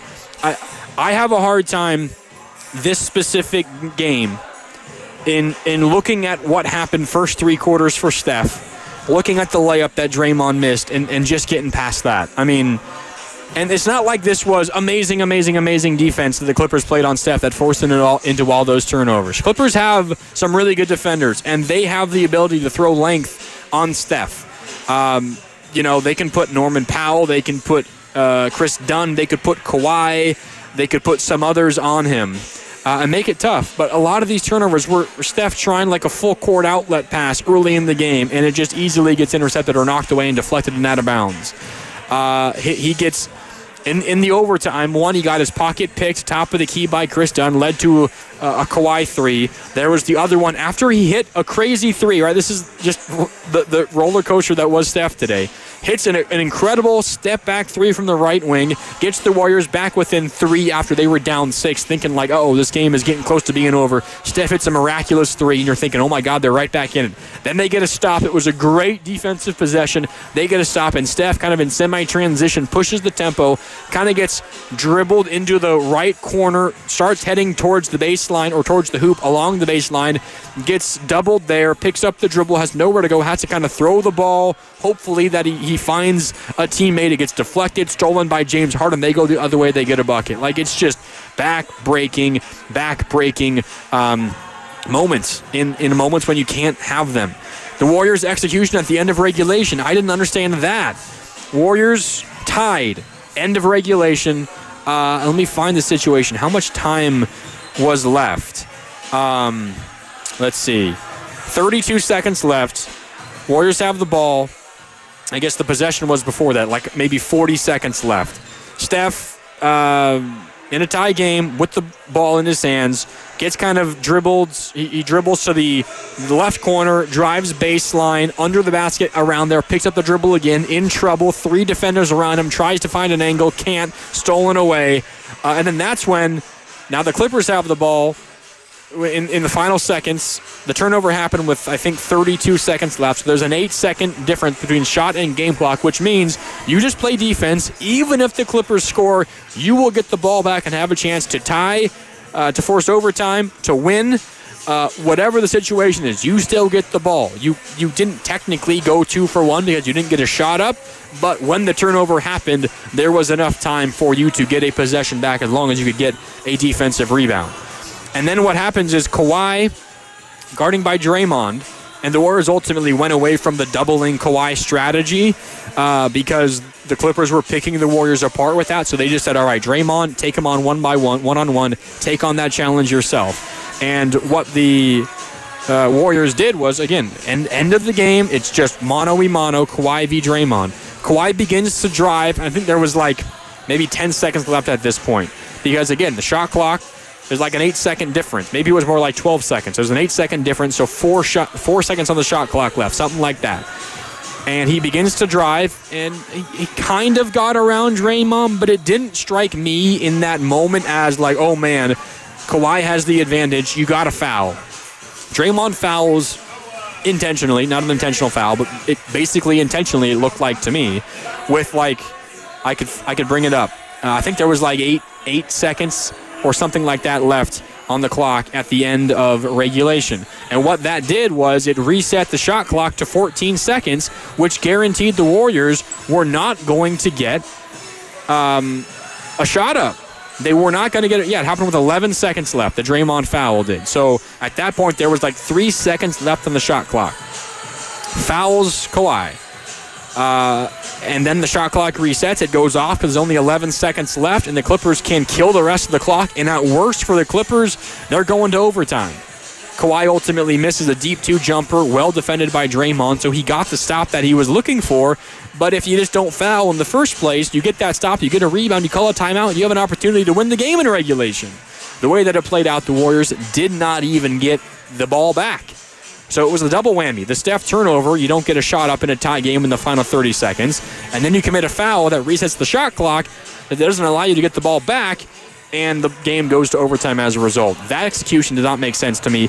The execution at the end of regulation also didn't make sense to me. And if we want to point to, blame, I mean, it's on the head coach to have a team ready in those situations. Who knows what was said in the huddles in those moments?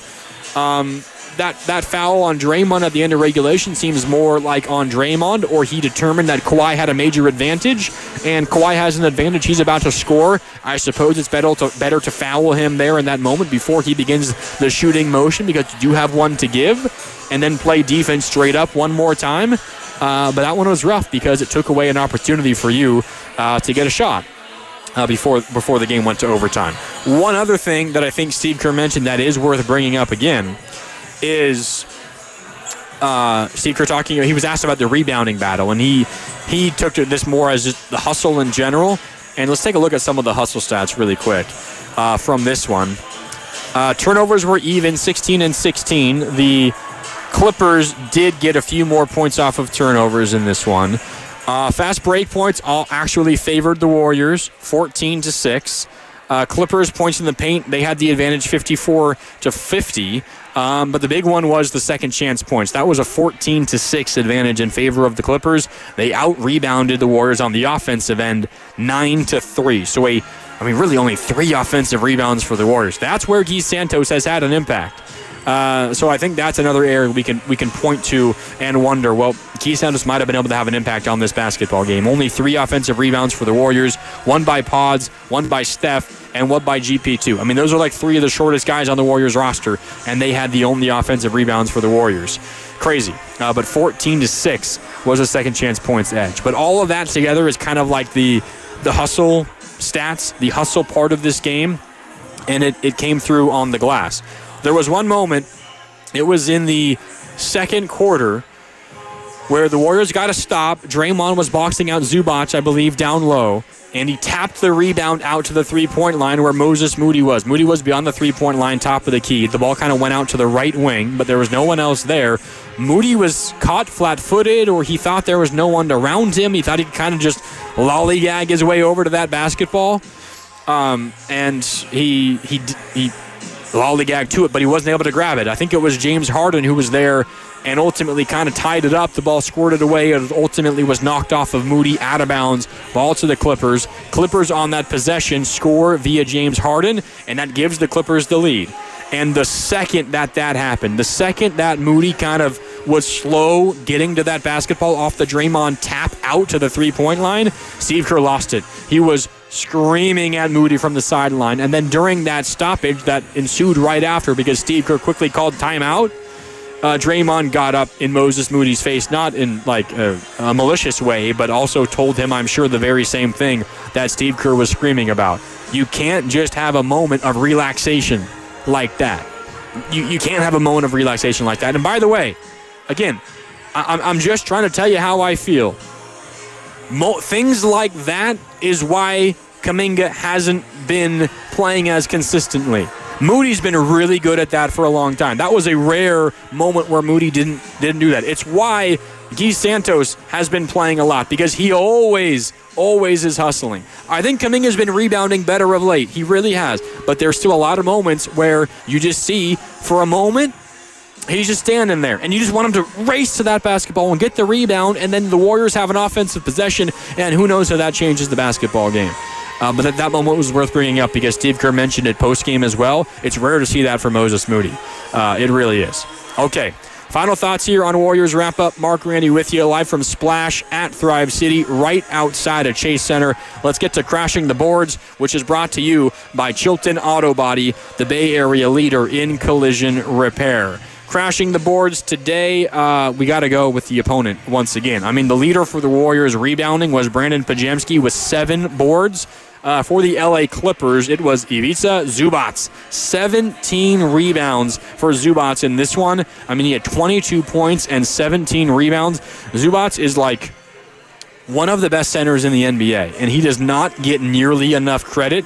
If the Clippers do what I think they're capable of this postseason, which is at least winning a series, I would pick them to beat the Denver Nuggets in the first round. And let me try to look this up real quick.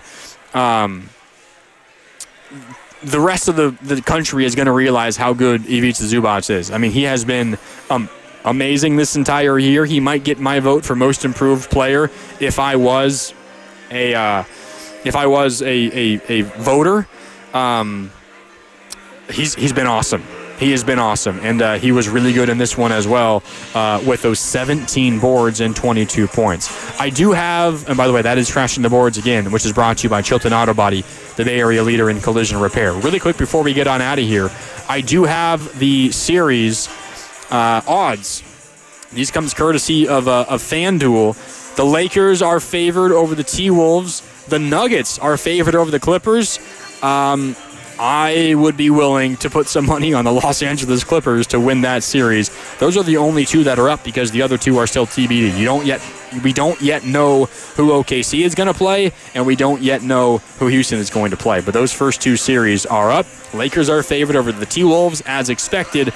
The Nuggets favored over the Clippers. I don't know how you all feel. I'm a little surprised by that. I do not feel that way. The combo of the Nuggets firing Mike Malone late in the year and how good the Clippers are playing, even though the Clippers are the road team there, that's interesting. I might go home and put a little bit of chicken on that, as Guru might say here on 95.7 The Game. But anyway, that'll do it for us today here on Warriors Wrap-Up on 95.7 The Game.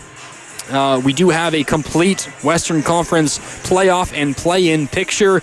OKC, Houston, Lakers, the top 3 seeds. Denver and the Clippers 4 and 5. Minnesota claims the last of the 6 full playoff spots. Then 7 through 10 in the play-in is the Warriors, the Grizzlies, the Kings, and the Mavericks. Up next for the Warriors, Tuesday at home versus the Memphis Grizzlies. Winner of that game is the 7 seed, and they will get Houston in the first round of the Western Conference playoffs. It is worth noting the Warriors have the season series versus the Grizzlies, 3-1. Now, the one game they did lose, it was in Memphis, and the Warriors lost that game by like 50-something points. But that was an entirely different Warrior team. That was the debut of Dennis Schroeder.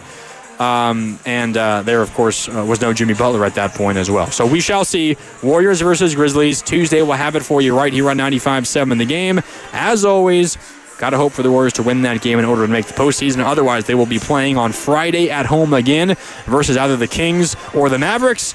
If they win that game, they'd be the 8th seed and have OKC to begin the postseason on Sunday. We don't yet know if the Warriors will be in the playoffs, when their game will be. If they play in that Friday play-in game, we'll know it will be on Sunday. OKC is going to be playing on Sunday, just don't know who their opponent is. If the Warriors win Tuesday, they very well could still be playing in the playoffs beginning on Saturday. We'll just have to wait and see based on how the schedule turns out from the NBA. All right, that'll do it for Warriors Wrap-Up here on 95.7 The Game. Before I leave, let me remind you, you're listening to 95.7 The Game, KGMZ FM and HD1 San Francisco, and Odyssey Sports Station, always live on the free Odyssey app, and now coming to you live from the Laughing Monk Studios. As always, thanks for all the interaction on YouTube, on our text line, on the phone lines. We got a lot coming tomorrow here on 95.7 The Game as we try to continue to pull apart what happened in Chase Center today between the Warriors and the Grizzlies. Thanks, as always, to Cam Williams back in our downtown San Francisco studios. My name is Mark Rainey signing off. Thanks so much for tuning in. We'll talk to you next time right here on 95.7 The Game. Are you curious about who offers the best deals on top-rated Samsung, LG, and